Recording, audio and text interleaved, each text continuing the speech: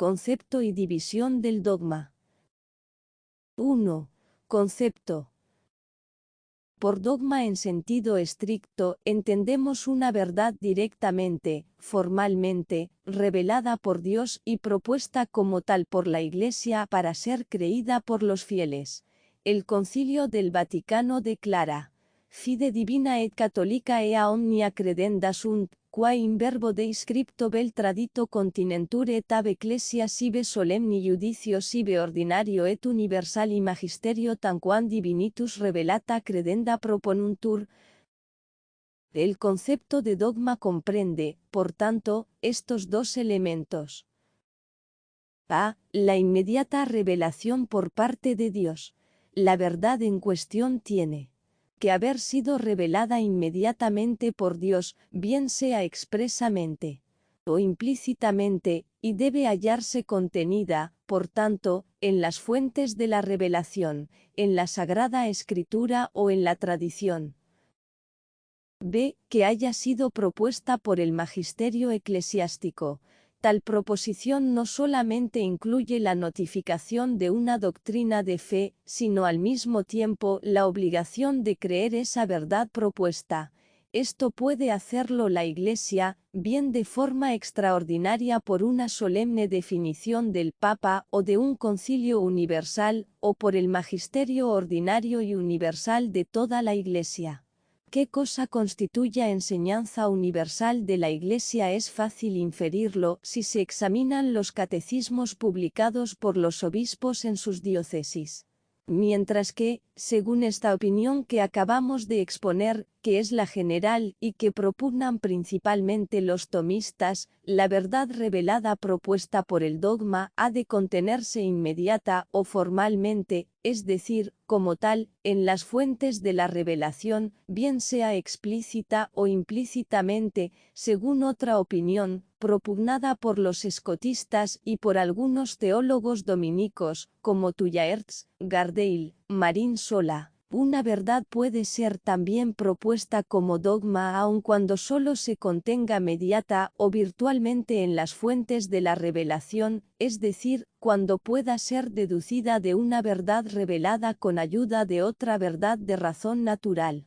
La sentencia escotística deja mayor margen al magisterio docente de la Iglesia para que proponga verdades de fe, y hace más fácil probar que las verdades de fe propuestas como tales por la Iglesia se contienen en las fuentes de la revelación, pero puede objetarse en contra de ella que el asentimiento de fe no se apoyaría solamente en la autoridad de Dios revelador, sino al mismo tiempo en un conocimiento de razón natural, siendo así que la Iglesia exige prestar ante el dogma una fides divina. El dogma en sentido propio es objeto de la fides divina et católica. Es objeto de fe divina por proceder de una revelación divina, y es objeto de fe católica por ser propuesto por el magisterio infalible de la Iglesia. Cuando un bautizado niega o pone en duda deliberadamente un verdadero dogma, cae en pecado de herejía e incurre ipso facto en excomunión. Si, no obstante faltar la propuesta de la Iglesia, alguno llega a la convicción firme y cierta de que una verdad ha sido revelada inmediatamente por Dios, está obligado, según doctrina de varios teólogos, Suárez, de Lugo, a creerla con fe divina. Con todo, la mayor parte de los teólogos opinan que semejante verdad, antes de ser propuesta por la Iglesia, solo habría que admitirla con mero asentimiento teológico, pues un individuo puede equivocarse en sus apreciaciones. 2. Opiniones de los protestantes y modernistas. A. El protestantismo rechaza el magisterio de la Iglesia y, en consecuencia, que la Iglesia pueda exponer autoritativamente el contenido de la revelación. La revelación bíblica se testifica a sí misma. No obstante, en interés de la unidad doctrinal se admite cierta sujeción del dogma a la autoridad de la Iglesia. El dogma es la doctrina válida de la Iglesia. La tendencia liberal del protestantismo moderno no solo rechaza el magisterio autoritativo de la Iglesia, sino al mismo tiempo toda revelación divina objetiva, concibiendo la revelación como una experiencia religiosa de índole subjetiva por la cual el alma se pone en contacto con Dios. B. Según Alfred Loisy, fallecido en 1940, las proposiciones que la Iglesia presenta como dogmas revelados no son verdades que hayan bajado del cielo y que la tradición religiosa haya conservado en la misma forma en que aparecieron por vez primera. El historiador ve en ellas la interpretación de acontecimientos religiosos debida a una larga elaboración del pensamiento teológico. El fundamento del dogma, según las ideas modernistas, es la experiencia religiosa subjetiva, en la cual se revela Dios al hombre, elemento religioso. La experiencia religiosa de la colectividad es estructurada racionalmente por la ciencia teológica y expresada en fórmulas concretas, elemento intelectual.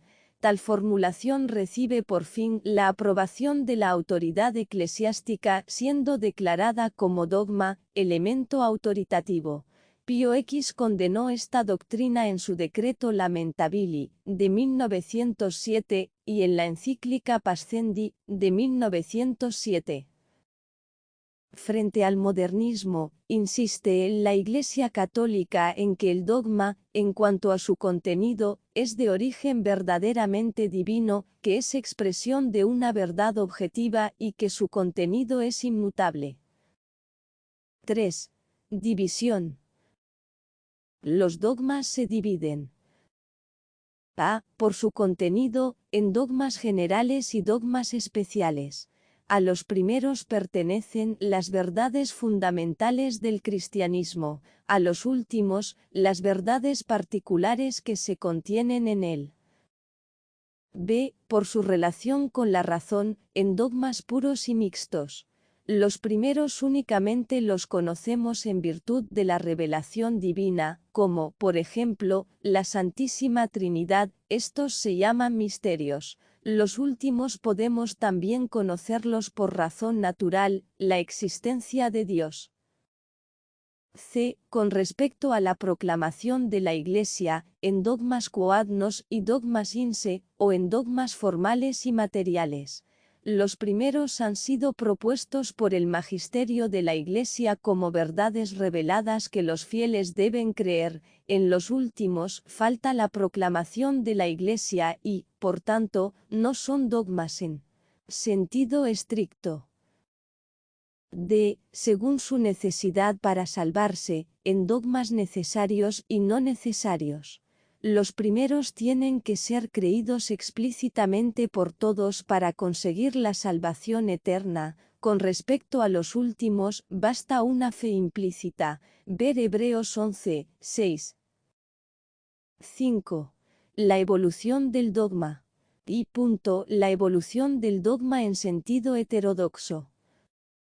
La historia de los dogmas que proponen los protestantes liberales, Abon Arnak, y el modernismo, Aloisi, suponen la evolución sustancial de los dogmas, es decir, que el contenido mismo de los dogmas se vaya cambiando con el curso del tiempo. El modernismo pretendió que el progreso de las ciencias exigía que se reformasen los conceptos de la doctrina católica acerca de Dios, la creación, la revelación, la persona del Verbo encarnado, la redención. DZ 2064. Aloisi declaraba, así como el progreso de la ciencia, de la filosofía, da una nueva versión al problema de Dios, de la misma manera el progreso de la investigación histórica da también una versión distinta al problema de Cristo y la Iglesia. Según estas enseñanzas, no existen dogmas definitivos y permanentes, sino siempre sometidos a perpetuo cambio. El Concilio del Vaticano proclamó, contra Antón Gunther, fallecido en 1863, que era herético aplicar la idea de evolución, entendida de esta forma, a los dogmas. si quis dixerit, fieri posse, ut dogmatibus ab ecclesia propositis, aliquando secundum progressum scientiae sensus tribuendus sit alius habeo, quem intellexit et intelligit ecclesia. Pío XN condenó, en la encíclica Humani Generis, de 1950, el relativismo dogmático, que exige que los dogmas se expresen en conceptos tomados de la filosofía predominante en cada época y que sigan también el curso de la evolución filosófica. Semejante teoría convierte al dogma en una caña agitada por los vientos. La razón de la inmutabilidad del dogma reside en el origen divino de la verdad que él expresa. La verdad divina es inmutable lo mismo que Dios. La verdad de Yahvé dura eternamente cerrar comillas. Salmo 116, 2. El cielo y la tierra pasarán, pero mis palabras no pasarán. Me 13, 31. 2. La evolución del dogma en sentido católico. En cuanto al aspecto material del dogma, es decir, en la comunicación de las verdades reveladas a la humanidad, ha habido, sin duda, un incremento sustancial hasta que la revelación alcanzó su punto culminante y su perfección definitiva en Cristo, ver Hebreos 1, 1 y siguiente.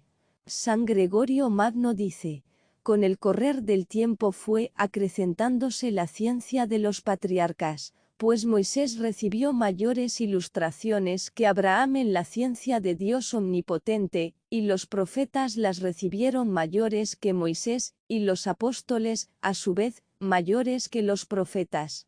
Con Cristo y sus apóstoles terminó la revelación universal, sentencia cierta.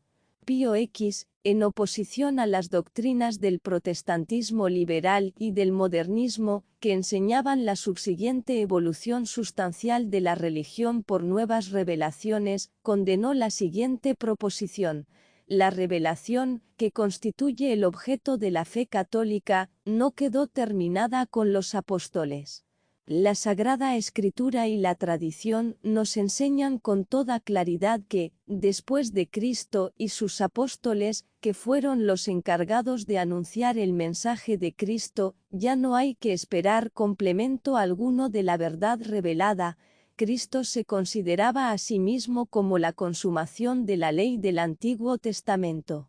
Mateo 5, 17. 5, 21 y siguientes, y como el Maestro absoluto de toda la humanidad, Mateo 23,10. Uno es vuestro Maestro, Cristo, ver, Mt 28,20. Los apóstoles ven llegada en Cristo la plenitud de los tiempos, Galatas 4, 4, y consideran deber suyo conservar íntegro e incorrupto el sagrado depósito de la fe que Cristo les ha confiado, Primera de Timoteo 6, 14. Los santos padres rechazan, indignados, la pretensión de los herejes que decían poseer doctrinas esotéricas provenientes de los apóstoles o haber recibido nuevas revelaciones del Espíritu Santo. San Ireneo y Tertuliano insisten frente a los gnósticos en que la doctrina de los apóstoles contiene toda la revelación, conservándose esta doctrina en toda su pureza gracias a la ininterrumpida sucesión de los obispos.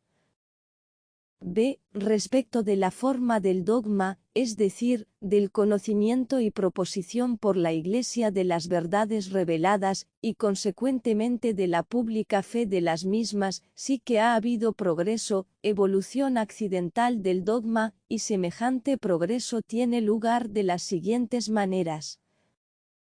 A. Verdades que hasta un momento determinado solamente se creían de forma implícita, se llegan a conocer explícitamente y son propuestas a los fieles para su creencia en ellas.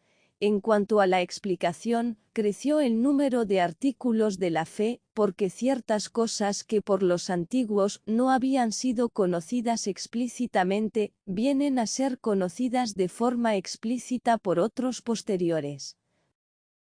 B. Los dogmas materiales se convierten en dogmas formales. C. Cerrar paréntesis para más clara inteligencia por parte de todos y para evitar malentendidos. y falsas interpretaciones, las verdades antiguas, creídas desde siempre, se proponen por medio de nuevos y bien precisos conceptos. Así ocurrió, por ejemplo, con el concepto de unión hipostática, de transustanciación. Cuestiones debatidas hasta un momento determinado son después aclaradas y definidas, condenándose las proposiciones heréticas. La evolución del dogma en el sentido indicado va precedida de una labor científica teológica y prácticamente enseñada por el magisterio ordinario de la Iglesia con asistencia del Espíritu Santo. Promueve ahondar en el conocimiento de la verdad adquirida y, por otro, influencias externas, como son los ataques de los herejes o los infieles, las controversias teológicas, el progreso de las ideas filosóficas y las investigaciones históricas, la liturgia y la universal convicción de creencias que en ellas se manifiesta. Los santos padres ya pusieron de relieve la necesidad de profundizar en el conocimiento de las verdades reveladas, de disipar las oscuridades y hacer progresar la doctrina de la revelación. Véase el testimonio clásico de Vicente de L. E con acento R-I-N-S, fallecido antes del 450, pero tal vez diga. Luego, ¿no habrá en la Iglesia de Cristo progreso alguno de la religión? Ciertamente. Existe ese progreso y muy gran progreso, pero tiene que ser verdadero. Progreso en la fe, no alteración de la misma. Pues es propio del progreso que algo crezca en sí mismo, mientras lo propio de la alteración es transformar una cosa en otra, como Nitorium 23. Existe también un progreso en el conocimiento que va adquiriendo de la fe cada uno de los fieles, según se va ampliando y profundizando su saber teológico. La razón por la que es posible dicho progreso radica, por un lado, en la profundidad de las verdades de la fe y, por otro, en la capacidad que tiene de perfeccionarse el conocimiento humano. Las condiciones subjetivas del verdadero progreso en el conocimiento de las verdades de la fe son, conforme a la declaración del Concilio del Vaticano, la diligencia, la piedad y la moderación.